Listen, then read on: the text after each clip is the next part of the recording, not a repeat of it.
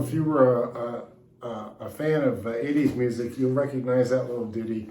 That's a song by, I think a Scandinavian man originally, called Aha, and it's called Take On Me. You know, the original version, I was just listening to it and watching various different people teach it, and it was pretty brisk, I gotta say, and a lot of the music in the 80s was synth-based, okay?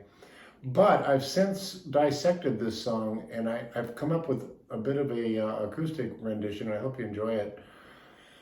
If you like the original, you can certainly play these chords I'm about to teach you over the original. It sounds a little, it's not that great to play on acoustic guitar at that breakneck speed.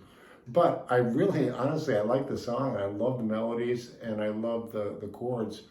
But I think playing it in more of an acoustic style is, for me anyways, a bit more interesting. So, Take On Me, I'm going to show you first just the basic chords, okay? And then I'm going to show you a way I do it. I'm actually doing it at a gig coming up next week here on Maui with a great duo, Tempa and Naor, great singers. And he came up with a way to do this with acoustic guitar and a band. It sounds pretty cool. But I'm going to show you first the chords, okay? So it's A minor. This is just the basic chords of the song. And then D. You can add that F sharp if you want. You don't have to. But if you want, if you can, get that thumb over it. And then a G. Any way you want to do that. Straight G or with the cowboy G. Sounds pretty cool that way, I think. And then you walk the C down. So it's a C and then a B with the little pinch. So you bend a C chord, and then you take your third finger and you move to the second finger, second fret on the A string. Then you put your pinky on the third fret of the B string.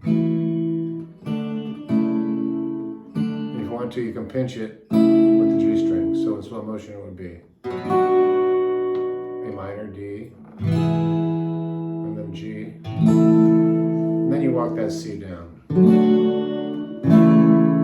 Okay, got that? So that's the verse form. It just does A minor, D, G, and then the C walk down. And then on the last line it goes E minor to C, and it sounds like this. To C, E minor to C, right? Which leads you into the chorus, and the chorus is cool. It's a G walk down basically, so it's G and then D with an F sharp in the bass. That you gotta do to get the sound, and then E minor to C. And let's see, there's your G chord, and then here's your D with an F sharp, E minor, and then C, slow motion, and here's the bass notes, and then a C chord. Okay, so what that sounds like in actual time, in this case I'm doing it, obviously a little bit slowed down, but actually beautiful chords, C. And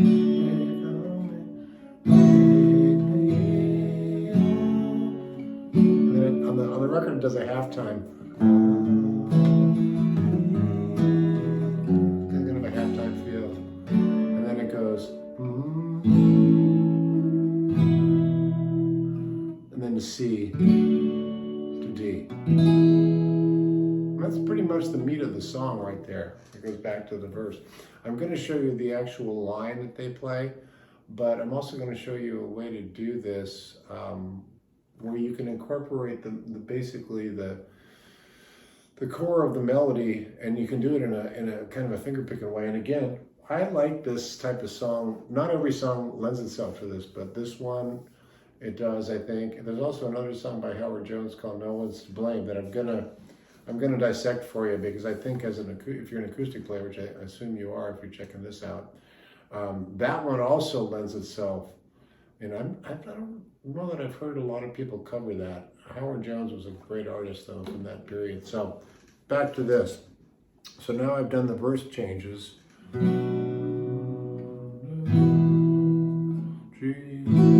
walk that C down.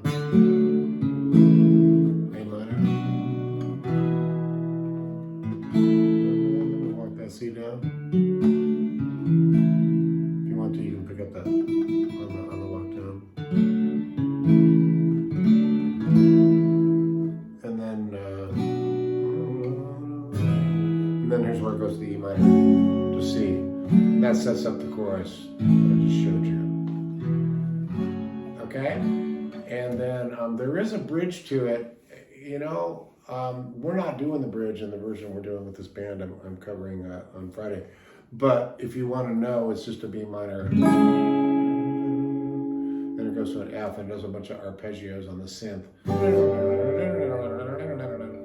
And it's actually, you know, it's cool change, but it only works if you got something doing the arpeggios over it. So if you can come up with, you know, or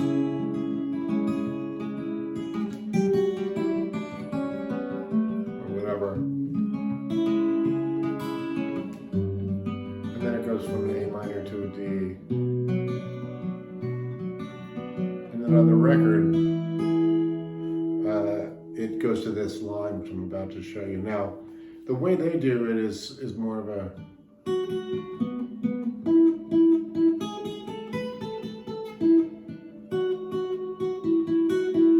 like that.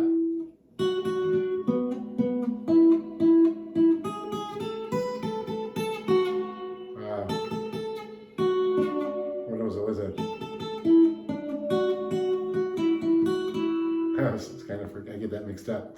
But you know, I'm not going to spend a lot of time on that because the truth is, if you play that in the way that the synth plays it, it's like, especially if you're an acoustic or two, it's okay, but it's not going to sound that great because the way they do it really with electronic drums and blah, blah, blah. So let's not even go there, okay? But you got the line if you wanted it. I'll do it in slow motion.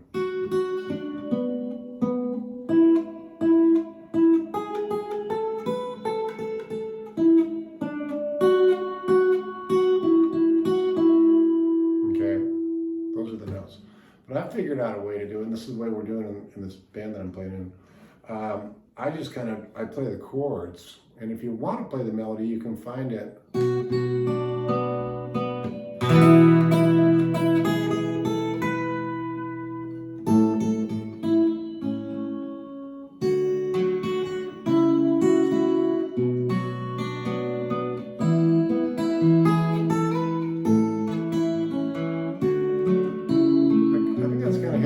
So what I'm doing there is I'm working out that A minor chord. I'm doing this fingerstyle. You can do it with a pick if you want. But what I'm doing is I'm pulling the melody out of the chord. So I call this I call these interior melodies when we're spelling out the chord and finding the melody within it, right? So that's just upstrokes on the A minor chord. Hit that E twice. And then I play the D chord. And I go second, third, fourth fret on the high E. So I hit the D chord. And then I pinch the G note on the G chord, which you're playing anyway. And then I hit the third fret, well in this case third fret from the capo, but on the B string.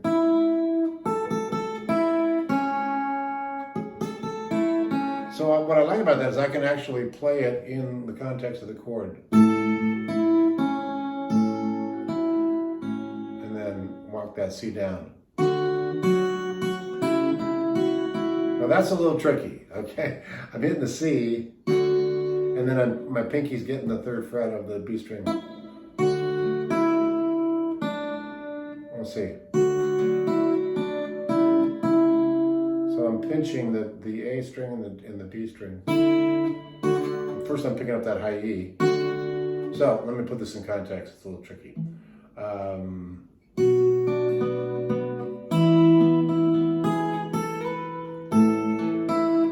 then it goes. I'm just walking it, you know, I'm just kind of a Paul Simon move, isn't it? But it works. And then go back to the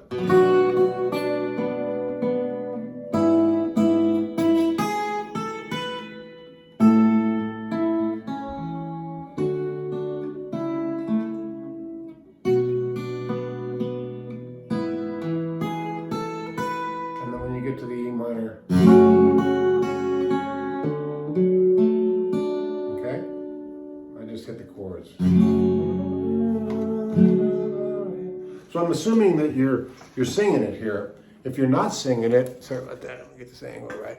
If you're not singing it, you could maybe you're playing in sort of instrumental, which I'm basically doing here. But you can sing it if it's in your range. If not, you can change the keys, whatever. You can use a capo, move it up and down, whatever. But I just wanted to give you like an example of how I take a song like that and kind of reimagine it. So again, here we go to the chorus. So now we've gone E minor to C, so and walk down that chorus.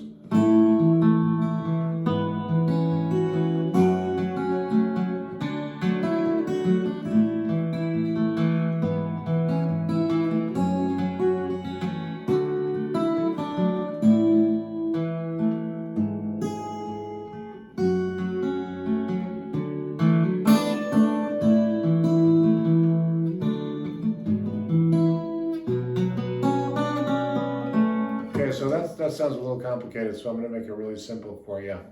I don't really worry too much about incorporating the melody on this lick, but you can. Let me see, how would that be?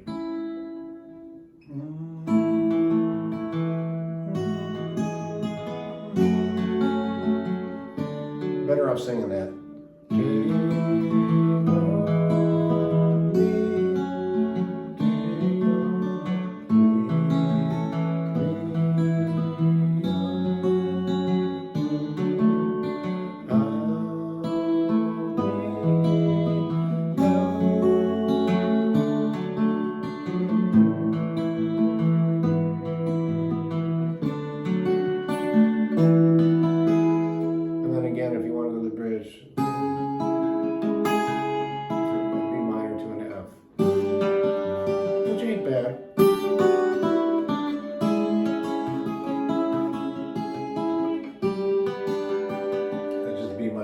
Right? So if you're playing with two guitars, one guy could do maybe a riff up. Back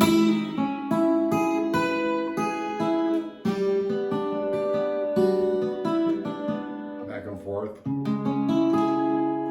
To the F. And then it goes A minor to D.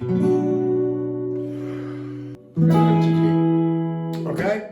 So that's Take On Me by a-ha, and again, it's me doing a little Jimmy Dillon treatment on it, and I hope you like that. This thing keeps changing down. There we go.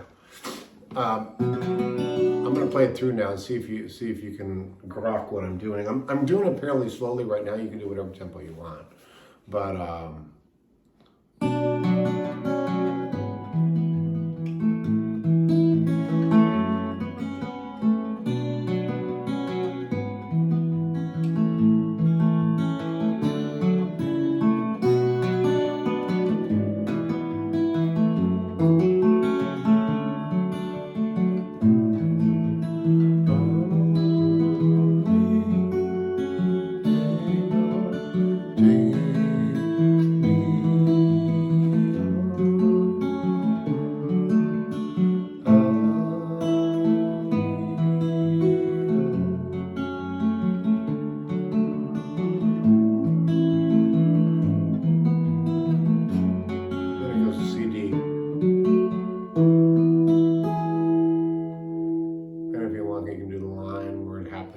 So that's just my take on that song, and I know that's a fairly ambitious undertaking, but hope you'll enjoy it. If you got any questions, hit me up.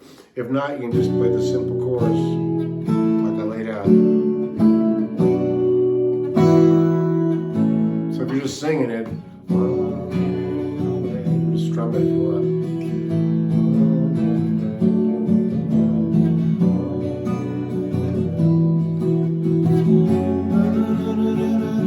Fine too.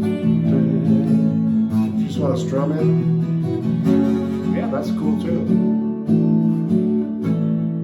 Okay, and again, the bridge is B minor to F.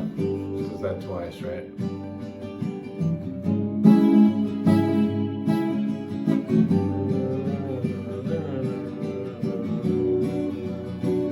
A minor to D.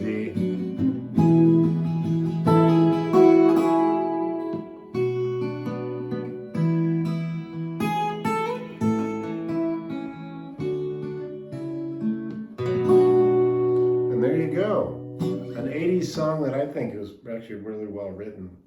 I always like that song. I don't like all the stuff from the 80s, but I like that one. So I hope you enjoyed that. See you down the road.